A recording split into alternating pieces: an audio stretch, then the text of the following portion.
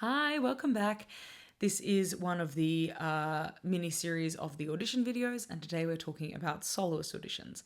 So you can't typically get a soloist audition without an agent. Sometimes you can if, say, someone on the music staff has coached you and they like your work and they want you to sing for the casting director. That has happened to many singers, also to myself. It exists, but it's very rare.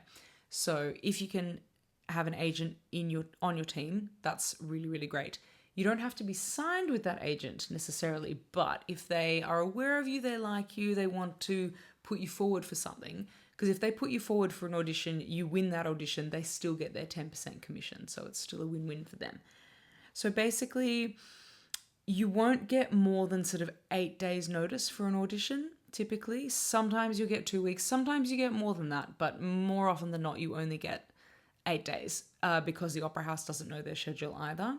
Sometimes they'll offer you a few dates. They might say, we've got the 1st, the 14th, and the 26th of September. Which one do you want to come to? Or they just say, it's only the 16th of September, the end. See you there. You're there or you're not. And then, of course, you go. Auditioning is really expensive now. It depends on where you live, but also just anywhere in Europe, it's really expensive to travel. It's really expensive to get a quiet, clean hotel, even if it's only 2 stars or 3 stars. So keep that in mind. Have a good budget. Have a good not emergency fund, but an audition fund ready to go, because you will need to be dipping into that at last minute notice, relatively last minute. 8 days with travel is not a huge amount of time, so you also have to unfortunately pay for that sort of thing, because you can't be any more organized than that. But typically what happens is that you go, they'll say the audition begins at 11 o'clock. We expect to see you at the stage door at 9:30. And you can always ask, if you say, look, I've actually got a flight that afternoon, can I please go first? Or actually, I can only arrive that morning on a flight. Can I please go last in the day?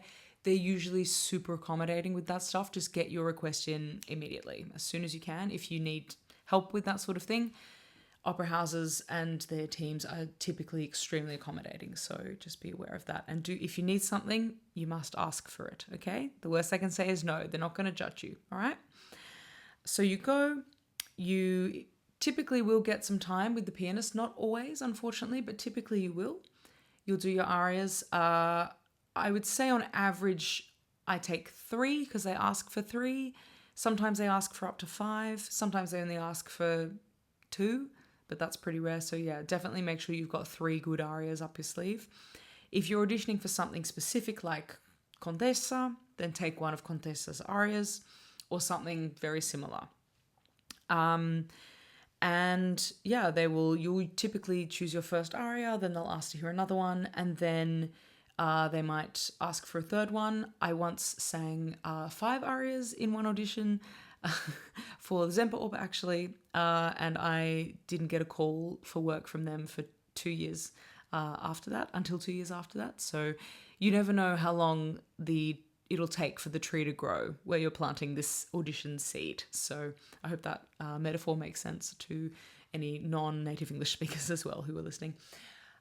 So basically, take every audition seriously. And also, maybe the person sitting in that chair is only going to be at that opera house for another 6 months, and then they're moving to another better opera house the next year, the next season, and they're thinking of you for something else 1 or 2 years in advance, or 3 years or 4 years in advance. So don't forget those things either. But so you go, you'll sing your arias, you might have a little interview, and typically if it's something they're looking to cast soon or straight away or for next season, it's either going to be a quick yes or a slow no, or you won't hear anything at all in the slow no. So either they'll let you know within, say, 2 weeks, or if they had 3 planned audition days, they'll let you know as soon as the final audition is over.